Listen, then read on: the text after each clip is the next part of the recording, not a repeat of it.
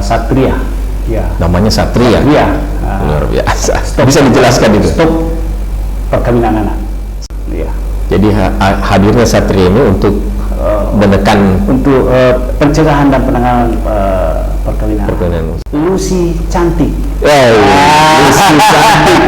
Kenapa namanya Lucy Cantik? Lucy Cantik itu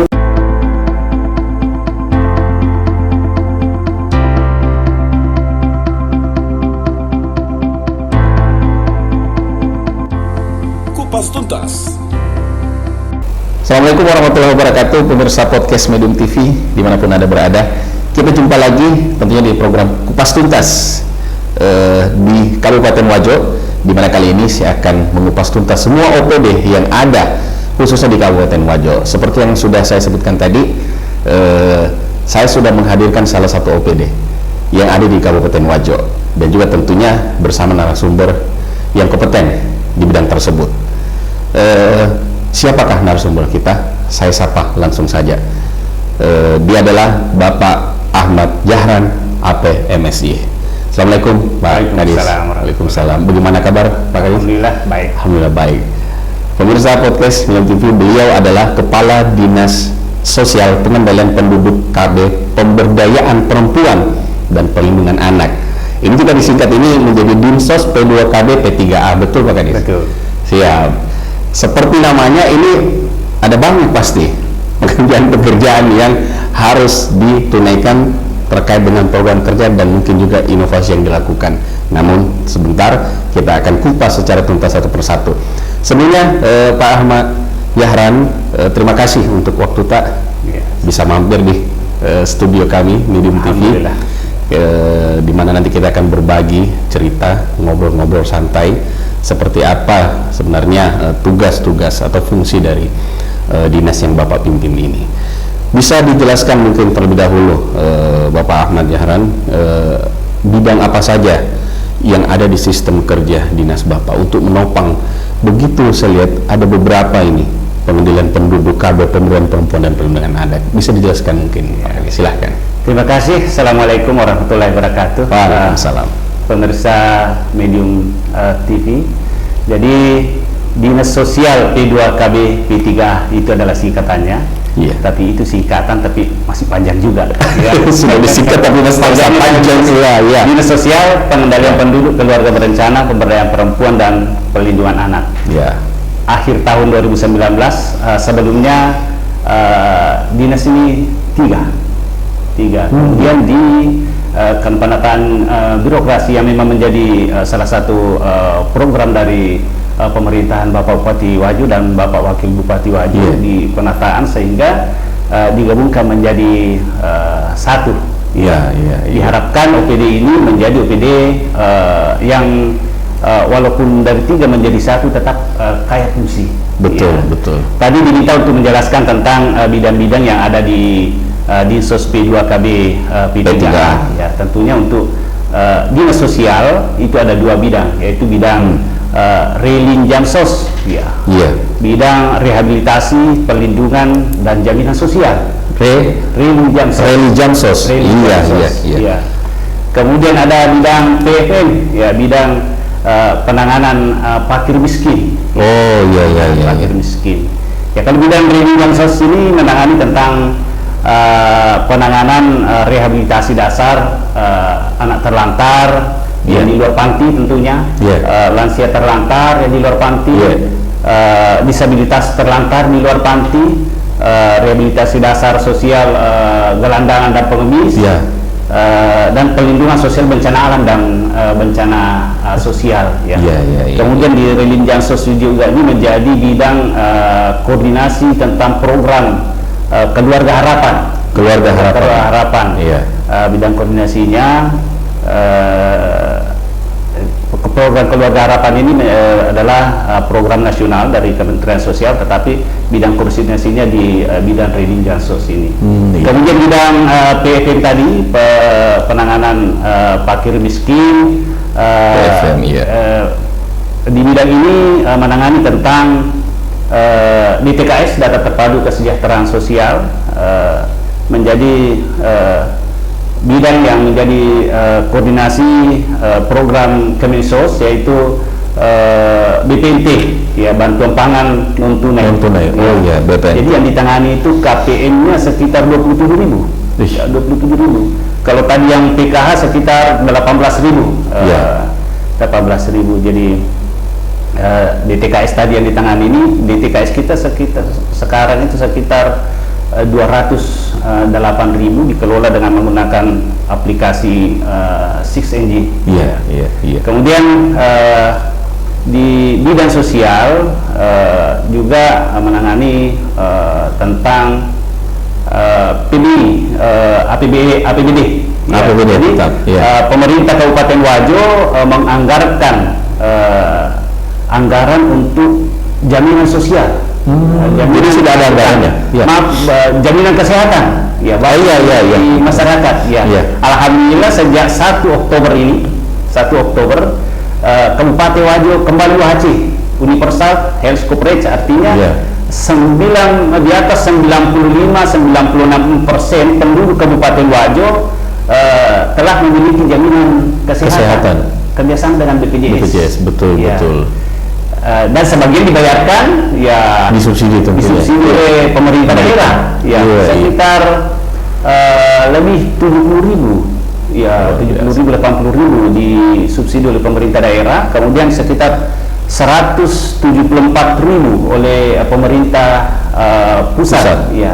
Dan apa fasilitas bagi masyarakat atau manfaat bagi masyarakat dengan wajib kembali UHC, yaitu ketika masyarakat membutuhkan dalam keadaan darurat, dalam keadaan tertentu membutuhkan jaminan kesehatan, dalam jangka waktu 1 hari mereka dapat mengaktifkan atau membuat jaminan BPJS dalam waktu 1 hari. 1 hari.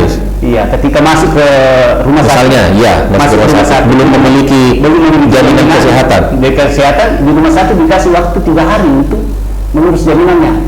Tetapi dengan kembalinya Wajo UHC, 1 hari bisa aktif. Luar biasa. Jadi ini merupakan program yang banyak sekali diterima manfaatnya oleh masyarakat. Kita paham sendiri bahwa dalam keadaan masyarakat terganggu kesehatannya, berurusan dengan rumah sakit, sudah kondisi panik, sudah kondisi sakit. Betul. Ketika jaminan kesehatan yang tidak ada itu akan menjadi suatu beban bagi masyarakat. Utamanya ibu hamil, yang tidak bisa memerlukan tindakan secepat mungkin. Secepat mungkin, mungkin kita tidak sangka bahwa ibu hamil itu ada yang sudah mau melahirkan belum punya jaminan kesehatan. Bisa jadi betul. Tapi sekarang alhamdulillah dengan kembalinya Wajo UHC itu akan lebih memudahkan, bagi ibu hamil, apalagi ibu hamil yang tidak punya jaminan kesehatan itu bisa membuat mereka stres. Dan ujung-ujungnya kalau ibu hamil stres itu bisa berpengaruh sama janin yang jadinya perkembangan anaknya bisa berpengaruh. Jadi memang ditarik masalahnya mulai dari hulu ke hilir. Jadi jaminan kesehatan ini sangat diterima manfaatnya oleh masyarakat, termasuk Bapak Bupati telah memerintahkan kepada kami di Sosp 2 KBP3A untuk memberikan prioritas bagi ibu hamil dari UDGJ,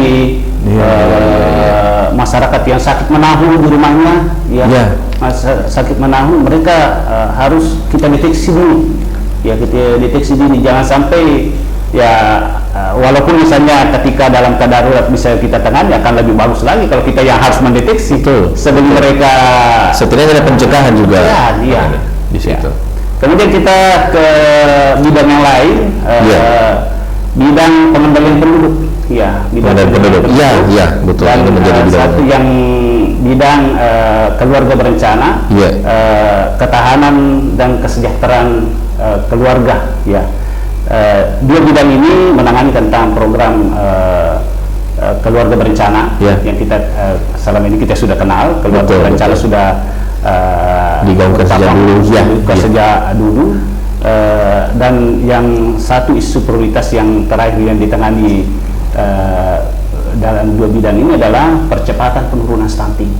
Kita tahu bersama bahwa berdasarkan Perpres 72 tahun 2021 BKKBN itu diberikan amanah untuk menjadi koordinator pelaksana percepatan penurunan stunting tingkat nasional. Ya tentunya kalau sampai di kabupaten ya di Sosmed 2 KBP 3 ada yang menjadi ini sektornya. Betul. Ya. Jadi dua bidang ini akan sibuk di samping kegiatannya menyukseskan program Bangga Kencana dan program Dahsyat dari itu merupakan program nasional ya. Juga diberi tugas untuk menjadi koordinator percepatan penurunan stunting ya. Tapi alhamdulillah kalau untuk angka prevalensi percepatan penurunan stunting kita di Wajo 22,6% itu lebih baik lah dibanding nasional yang saat ini masih di angka 24,4, sementara provinsi 27,4 ya. Tetapi masih menjadi tantangan bagi kita sih, karena target nasional itu yang menjadi target kabupaten juga itu adalah 14% di tahun 2024. Jadi masih butuh waktu sekitar 2 tahun, sementara Wajo harus diturunkan sekitar 8,6%. Ya ini angka yang angka yang harus memang dilakukan strategi-strategi. Tapi kita tidak khawatir karena stunting ini bukan hanya persoalan di ini ada persoalan semua harus terlibat untuk mengambil langkah dalam percepatan penurunan stunting. Di Sosmed 2 KB hanya menjadi koordinator pelaksana yang utama aja dari teman dinas kesehatan selama ini sudah banyak melakukan kegiatan-kegiatan tentang perbaikan gizi, itu kan tentang sangat berpengaruh terhadap percepatan penurunan stunting. Kemudian satu bidang lagi adalah bidang pemberdayaan perempuan dan perlindungan anak. Ya, bidang ini tidak bisa dipandang enteng juga ini. Bidang ini yang pertama mengurusi perempuan. Perempuan itu 51% dari jumlah penduduk Kabupaten Wajo. 51%. Berarti ini sudah mendominasi ya, sudah mengalahkan. Kemudian anak 33%.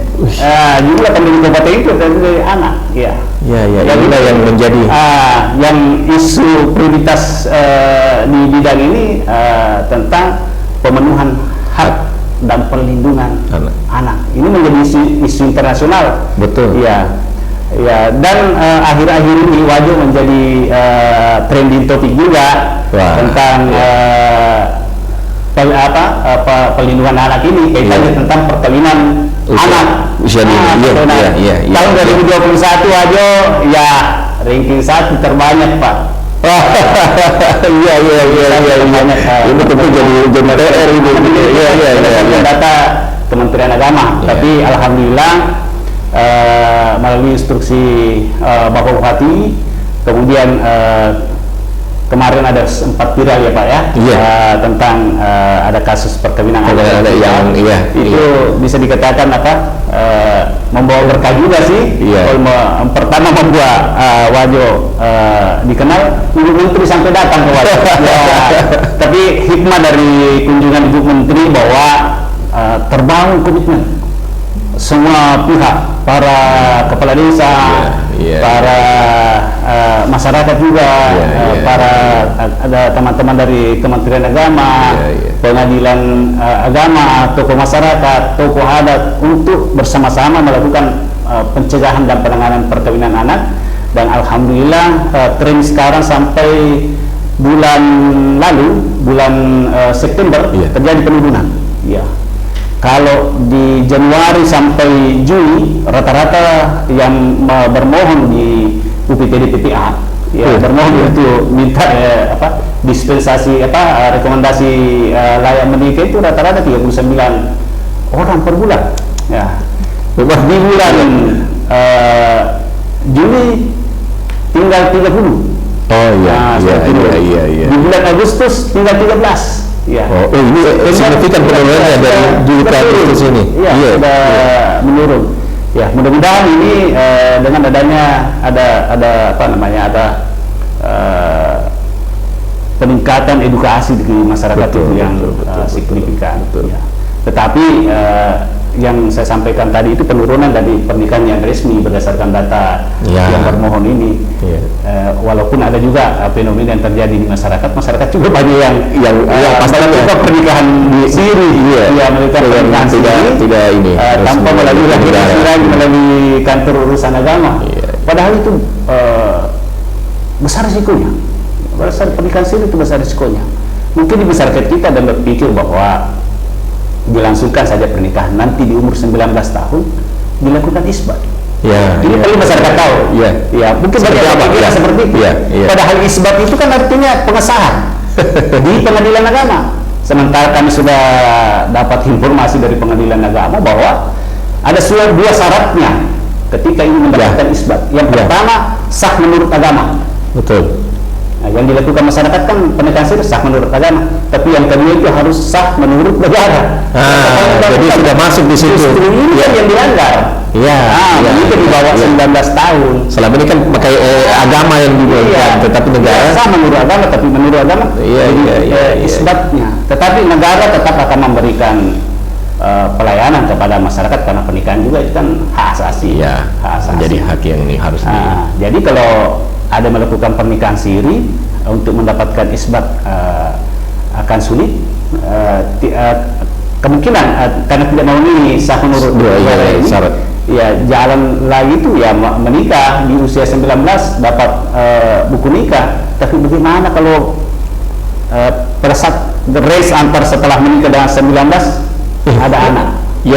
Menikahnya nanti umur 19 tahun. Masalah lagi nih. Masalah baru. Sekali lagi, negara tetap akan memberikan hak kepada masyarakatnya.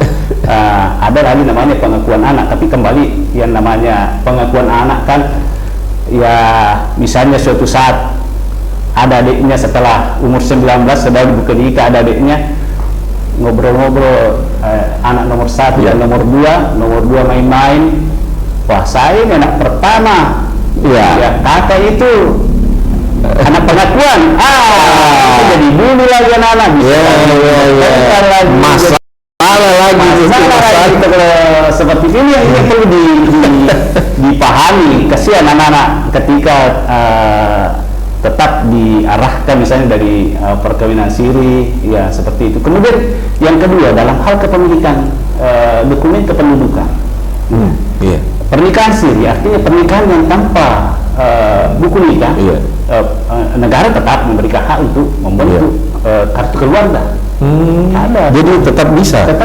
Tetapi ada catatannya bahwa keterangan pernikahan tidak tercatat. Itu satu. Yang kedua, ada dalam kartu keluarga itu kan ada kolom kepala keluarga. Betul. Hubungan dengan kepala keluarga. Kepala keluarga di bawahnya biasanya kan istri. Betul. Tapi kalau tidak ada buku nikah, yang tertulis nanti famili lain. Malah lain-lain Tidak tertulis istri. Kenapa tidak tertulis istri? Karena secara sistem buku tercatat. Tidak ada buku nikah. Bisa dibayangkan kalau sebuah keluarga di kartu keluarganya famili lain, suatu saat ini jelas ini istri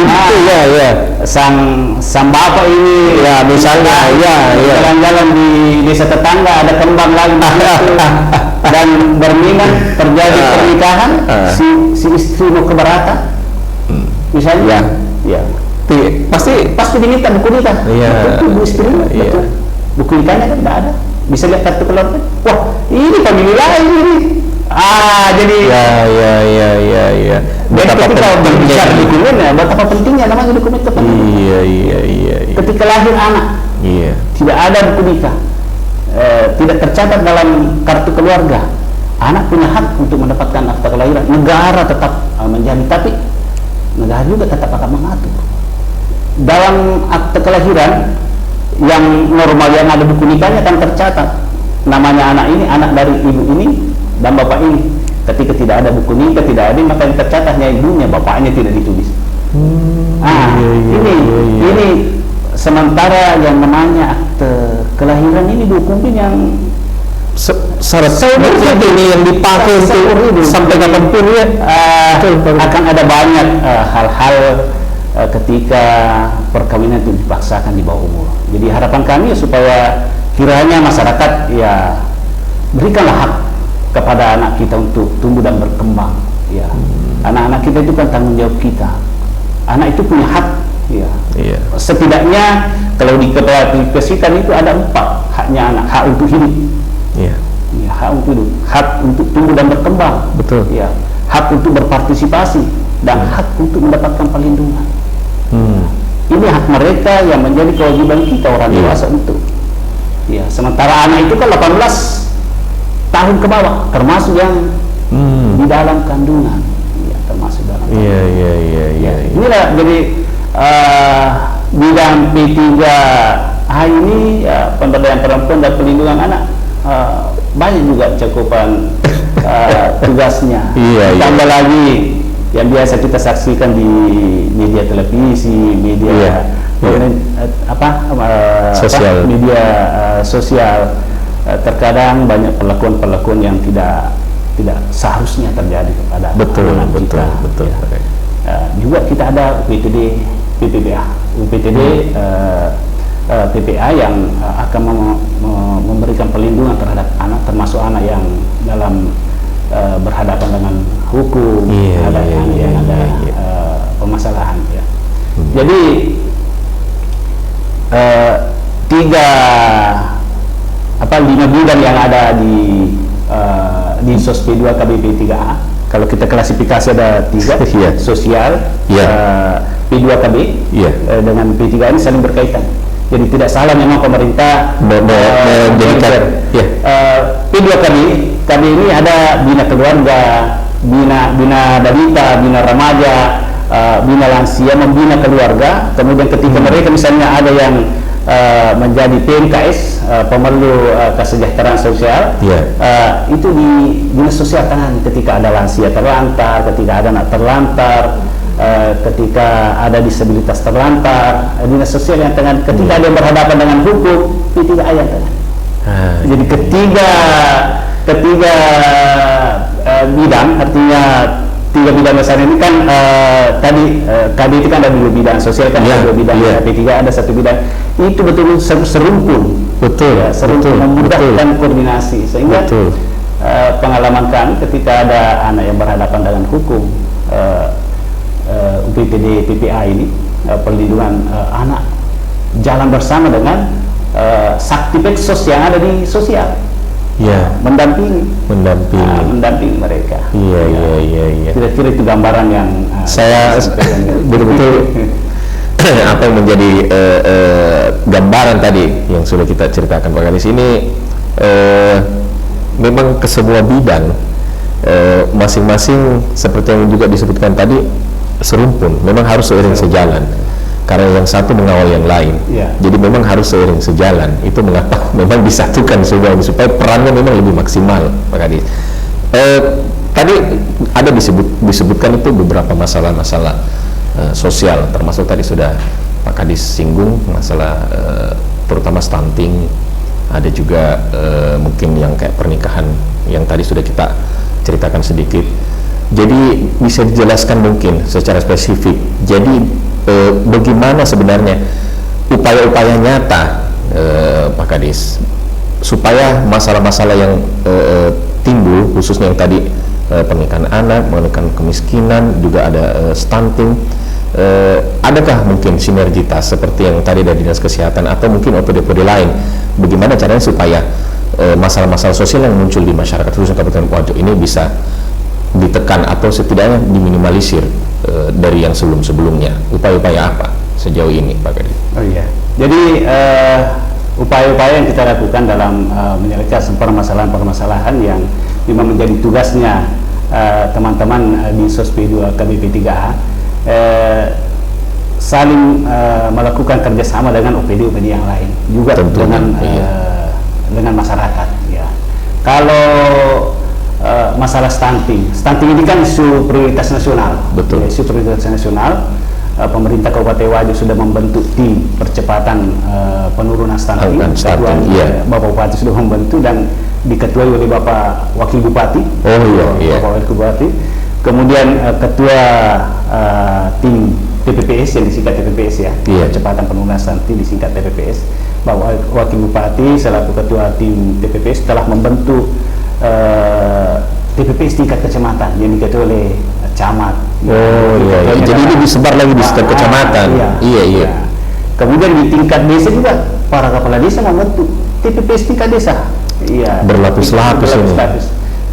Kemudian bukan hanya sampai tingkat desa, di setiap desa minimal satu, ada yang dua, ada dibentuk TPK, tim pendamping keluarga. Ya, jadi sampai ke keluarga. Langsung iya. TPK itu ada 3, ada dari unsur bidang desa, ada dari kader PKK, ada dari kader penyuluh KB. Ya, mereka kerjasama 3 ketika ada yang berpotensi stunting di didampingi, ya bukan pendamping. Kemudian untuk menangani tentang perkawinan usia dini, perkawinan anak. Jadi kita harus membedakan perkawinan anak, perkawinan di bawah umur, perkawinan usia dini. Oh, jadi beda lah. Ada dari dalam perkawinan. Iya. Umur. Ini bisa dijelaskan dulu begini, Pak Gadis. Perkawinan anak. Ya. Perkawinan yang dilakukan ketika salah satu atau kedua-dua pasangan itu ada yang usia anak 18 tahun ke bawah. Iya. Itu pernikahan anak namanya. Pernikahan anak. Iya. Kemudian biasa juga mengatakan bahwa pernikahan di bawah umur ada ya. Betul. Saya yang di bawah 19 tahun pernikahan di bawah umur karena Undang-Undang Nomor 16 tahun 2019 itu mengatur bahwa yang diberikan izin untuk melakukan pernikahan adalah yang di atas 19 tahun. Iya. Kemudian pernikahan dini, ya ini yang lebih awal mungkin kita lebih mengenal. Iya, lebih lazim terjadi. Ya.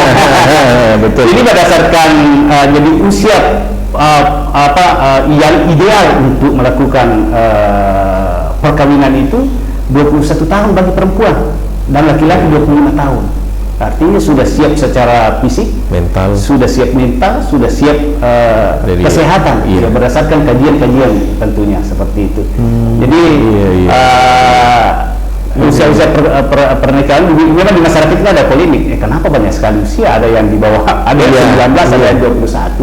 Jadi pemerintah menyiapkan ramu-ramu itu kan untuk masyarakat juga.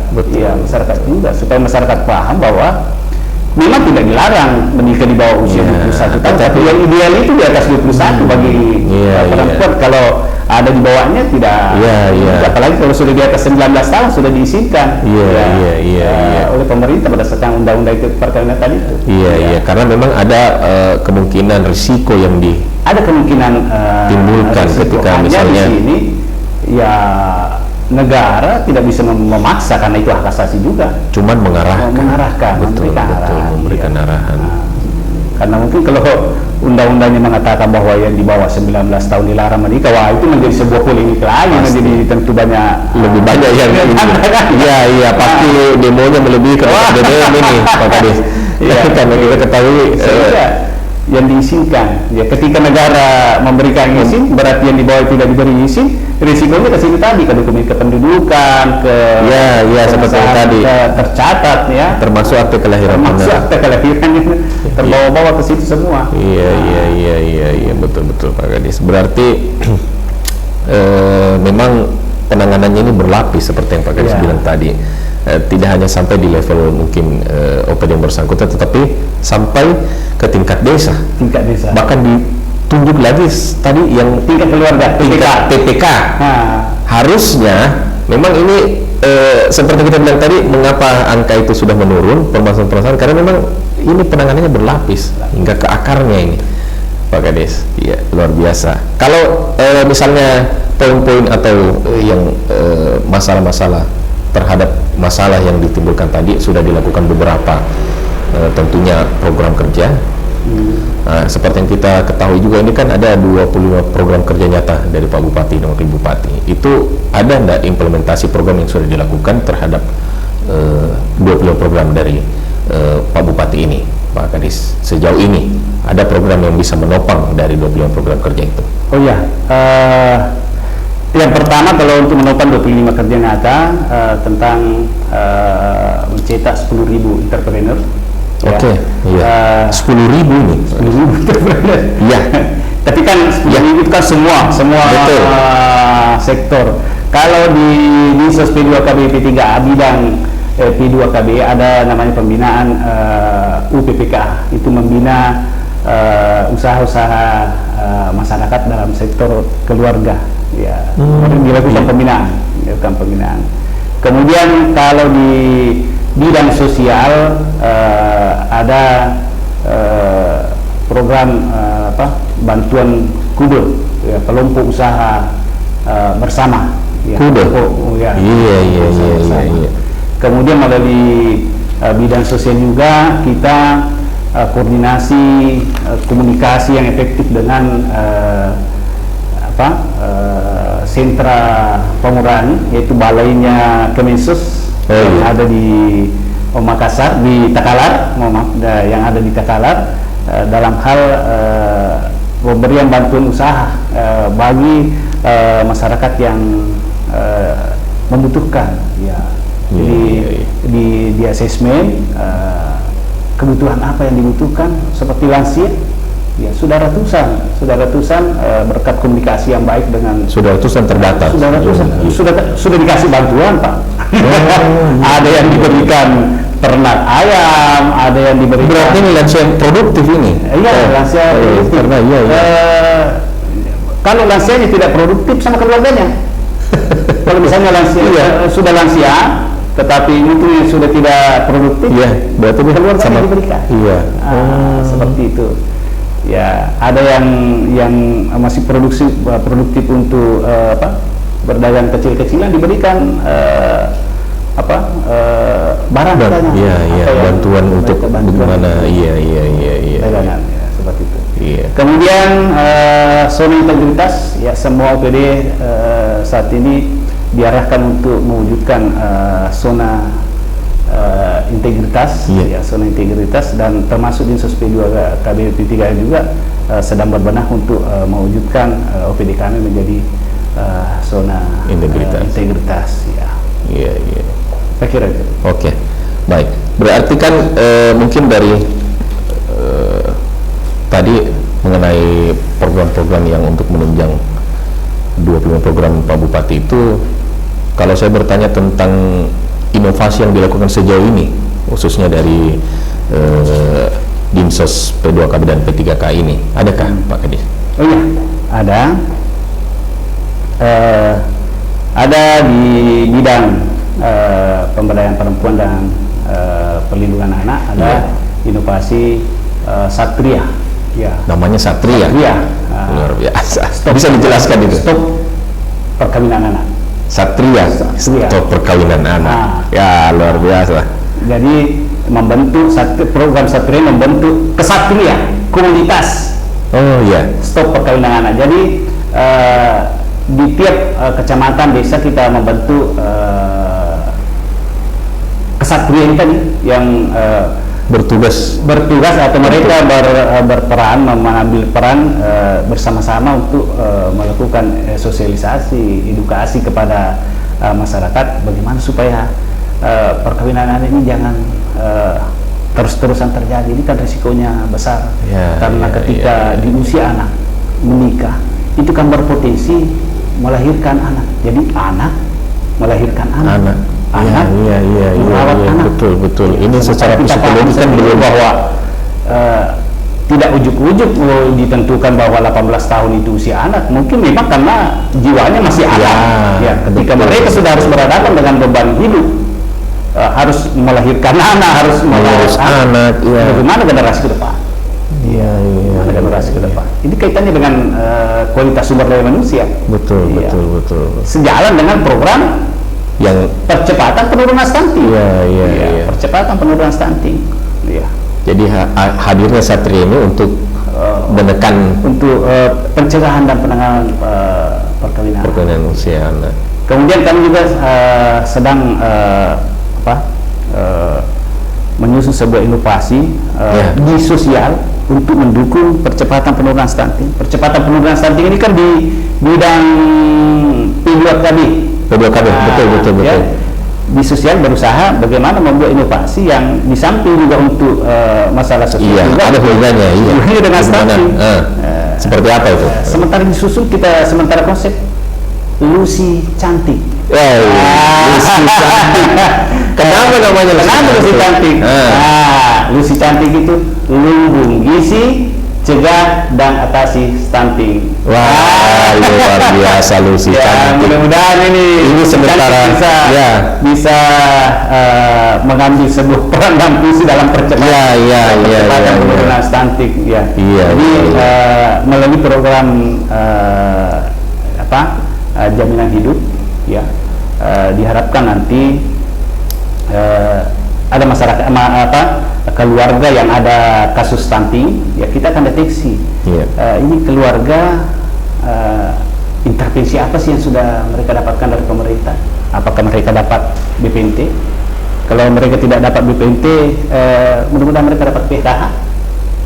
Kalau tidak dalam bantuan sosial, mungkin lepas di tingkat desa ada. Tingkat desa, kemudian dari kesehatan kan juga ada program makanan tambahan, tablet tambah darah. Ketika kita mencoba mendeteksi diri, jangan sampai ada masyarakat kita yang lepas sama sekali dari program-program ini. Ketika itu pun ada Lucy Cantik masuk. Betul. Lucy Cantik masuk. Siap-siap di backup sama inovasi lain. Lewat di sini, ada yang cegat lagi di sini. Kita sudah gambarkan itu bahwa Lucy Cantik itu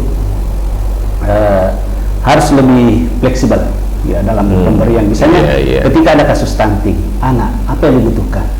Susu misalnya, jangan langsung berikan susu satu paket semua satu paket, karena yang namanya susu bagi anak itu kan sensitif. Jangankan mereknya, merek yang sama juga umur terhadap anak itu bisa sensitif terhadap anak. Jadi harus betul-betul diteksik apa yang dibutuhkan, dideteksi terlebih jauh. Merek makanan tambahan apa yang dibutuhkan. Tidak serta-merta langsung dikasih bantuan. Ujung-ujungnya juga tidak dikonsumsi. Mudah-mudahan inovasi ini dapat segera terwujud dan terlaksana untuk sama-sama kita betul-betul percepatan penurunan stunting ini dapat siap. Jadi menarik sekali yang kita bilang tadi, Lucy Cantik ini. Bagaimana inovasi yang sudah siap on progress ini tentunya bisa mengatasi permasalahan khususnya di yang P2KB tadi. Oke, baik. Saya juga punya pertanyaan ini, Pak Gedis. Ini kan kita tahu warga miskin ini salah satunya harus teratasi mungkin dengan diberikan usaha kecil.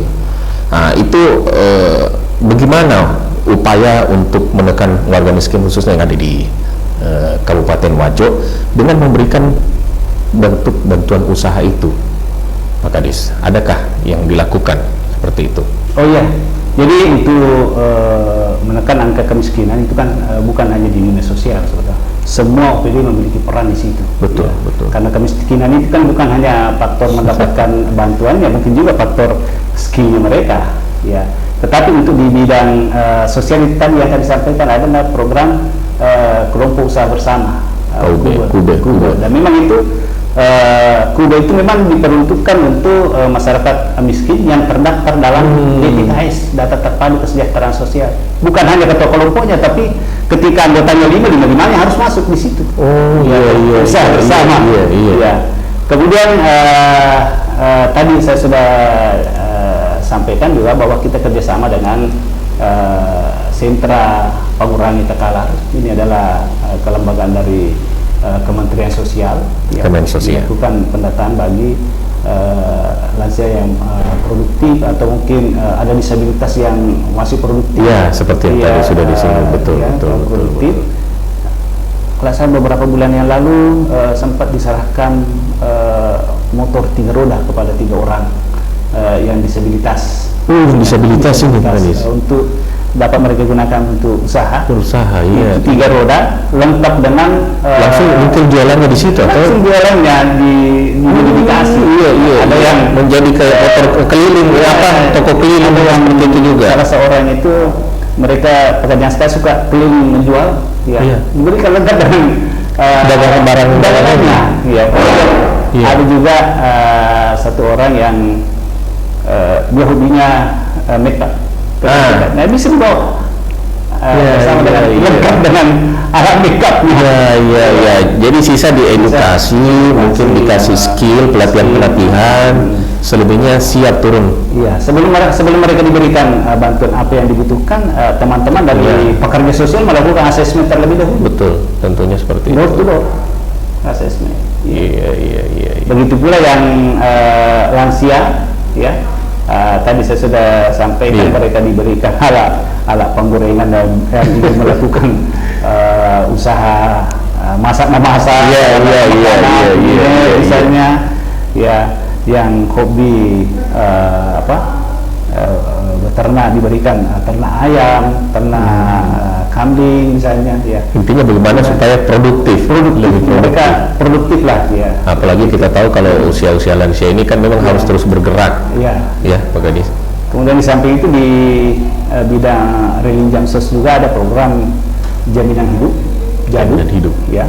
Itu diberikan kepada PMKS, ya, termasuk saudara-saudara kita yang ada di Posos Tocinco, ya. Itu lingkungan pondok sosial masyarakat kita yang sudah lama dibina, sosial, dan kita lanjutkan di daerah sekarang yang ex penyakit kusta. Mereka kan dibuat lingkungan dan dilakukan pembinaan. masih terus diberikan, diberikan jaminan hidup. Iya. Baik. Tadi kan dalam menyebutkan beberapa poin mengenai mungkin program yang dijalankan, inovasi yang sementara dikembangkan, tentunya ini banyak suka duka tantangan yang dihadapi. Kendala-kendala seperti apa mungkin yang bisa dibagi Pak Kadis selama mungkin Pak Kadis memegang peranan untuk mengepalai di dinas ini, bisa dibagi mungkin Pak Kadis? Iya. Sebetulnya bukan masalah. Betul. Iya, bukan masalah. Iya. Tapi itu adalah tanggung jawab. Iya. Kalau dikatakan kesulitan bukan sebuah kesulitan, tetapi tantangan. Iya, tantangan. Kalau bahasa kerennya challenge. Ya, supaya lebih memacu, jadi lebih baik. Jadi di SOSP 2 KBP 3 sebelumnya ada 3 unit bergabung menjadi 1, dan saat ini gedungnya ada 2. Satu di Jalan Beringin, satu di Jalan Kejaksaan, tapi berdekatan. Hampir setiap hari kedua gedung ini kami kunjungi. Pagi di gedung Jalan Beringin, siang-siangnya jam 11, setengah 12 kami ke gedung Jalan Kejaksaan. Di situ ada 2 bidang di situ, sosial kami, Relin Jamsos dengan kami kunjungi begitu. Biasa 2 hari, 3 hari, tapi untung berdekatan. Jadi mudah untuk ininya. Mungkin kalau awal kita lihat bahwa rumit sekali, tidak rumit sebetulnya. Di dalamnya kan ada struktur, ada pembagian tugas. Ya, mereka semua orang-orang dengan tupoksi masing-masing. Tupoksinya mereka menjalankan.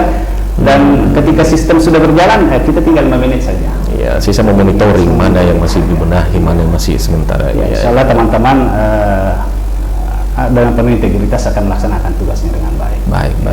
Baik. Tadi sudah sempat disinggung bahwa Kabupaten Wajo ini ada penghargaan UHC di awal tadi. UHC itu sebetulnya bukan penghargaan, tapi apa ya dibilang sebagai mungkin pencapaian. Pencapaian begitulah. Ya. Berarti adakah selain itu mungkin penghargaan yang sudah khususnya dari ada penghargaan Anugerah Parahita Eka Praya. Itu apa itu? Penghargaan dalam komitmen pemerintah daerah dalam pemberdayaan perempuan, khususnya pemberdayaan perempuan. Iya. Baik, Pak Kadis, mungkin terakhir sebelum kita menutup ngobrol-ngobrol kita, adakah pesan dan harapan yang ingin disampaikan kepada masyarakat Kabupaten Wajo, mungkin terkait masalah-masalah sosial yang terjadi selama ini, adakah yang ingin disampaikan Pak Kadis? Silahkan. Iya. Iya. Kalau yang ingin disampaikan tentu banyak.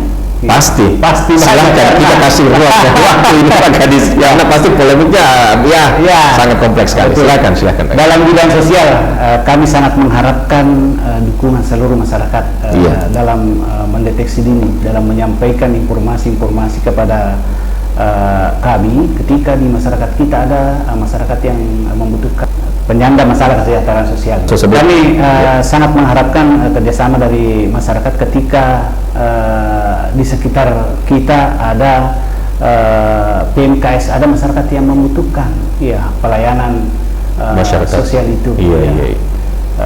Karena bagaimanapun Wajo ini luas, tentu kami tidak ujuk-ujuk mampu mendeteksi secara keseluruhan. Dibutuhkan partisipasi masyarakat, utamanya dalam hal kedaruratan. Salah satu tugas kami tadi itu tentang perlindungan bencana alam. Bencana alam itu kan tiba-tiba. Iya, kita tidak bisa atur. Kita tidak bisa kapan dan di mana harus siap siaga. Makanya sangat kami butuhkan informasi dari masyarakat untuk dapat dilakukan penanganan secara darurat bersama dengan tim terpadu lainnya dari OPD pemerintah Kabupaten Wajo. Kemudian dalam bidang perkawinan anak, jadi kami sering-sering menyebut ini perkawinan anak karena supaya menjadi prioritas bagi Kabupaten Wajo. Mari kita bersama-sama melakukan pencegahan dan penanganan perkawinan anak, dan kita utamakan, kita dahulukan edukasi kepada masyarakat. Kita tidak bisa ujuk-ujuk melarang serta merta, tetapi kegiatan budaya masyarakat, tapi insya Allah melalui edukasi bersama, edukasi terpadu, semua stakeholder masyarakat dapat mengerti, karena risiko dari perkawinan anak itu nanti masyarakat kita juga yang kembali kepada masyarakat Wajo. Betul, baik. Saya pikir Pak Kadis sudah sangat jelas tadi dipaparkan mulai dari awal bagaimana kesemua elemen bidang yang berada di dinas ini saling baku membahu, bahkan penanganan yang terjadi di lapangan juga disiapkan program yang berlapis, sehingga memang masalah yang dihadapi tidak hanya dilihat dari permukaan, tetapi dilihat mulai dari hulu ke hilir seperti apa. Makanya dipangkas sampai ke akar-akarnya Pak Kadis, kurang lebih seperti itu. Oke, baik. Saya melihat memang ada banyak, tadi Pak Kadis sudah sebutkan, begitu banyak program-program yang sementara dijalankan di Dinas Sosial P2KB dan P3A ini. Kami juga berharap apa yang menjadi pesan tadi dari Pak Kadis, khususnya yang selalu viral mengenai pernikahan anak, dan tadi juga sudah disinggung, ternyata pernikahan anak, pernikahan usia dini, dan pernikahan di bawah umur itu berbeda. Jadi tadi sudah dijelaskan oleh Pak Kadis. Mudah-mudahan ini mencerahkan, ini menjadi informasi yang betul-betul bisa ditangkap, khususnya di masyarakat Kabupaten Wajo, bahwa ayo kita cegah pernikahan usia dini, dan ayo kita cegah, kita turunkan mungkin stunting dan banyak masalah lainnya, angka kemiskinan. Dan juga ini tentunya tidak lepas bahwa hanya kerja OPD terkait, tetapi butuh partisipasi dari kita semua, elemen masyarakat, khususnya yang ada di Kabupaten Wajo. Mari kita sama-sama bantu Pak Ahmad Jahran ini, supaya bagaimana caranya program-program yang beliau jalankan ini tentunya akan kembali ke kita juga, manfaatnya akan kembali dirasakan oleh masyarakat Kabupaten Wajo. Oke, baik Pak Kadis, ini kita tiba di ujung acara. Mungkin tidak ada lagi yang mau disampaikan, cukup ya, sudah sangat jelas ya. Dan PR ini masih akan terus berlanjut. Semua program-program kerja yang sudah dilakukan Pak Kadis tentunya masih akan terus berlanjut, karena masalah itu tidak akan pernah selesai. Tentunya semakin kompleks, dan tetap ada program untuk membentengi semua masalah yang terjadi di lapangan. Pemirsa podcast Medium TV, mungkin sekian dulu bincang-bincang kita di hari ini, sangat menarik sekali. Tentunya kita akan bertemu lagi dengan narasumber yang lain, juga dengan topik yang berbeda. Jadi mungkin sekian dulu dari saya, kita akan ketemu lagi di channel tayangan selanjutnya. Wabillahi taufiq wal hidayah. Assalamualaikum warahmatullahi wabarakatuh.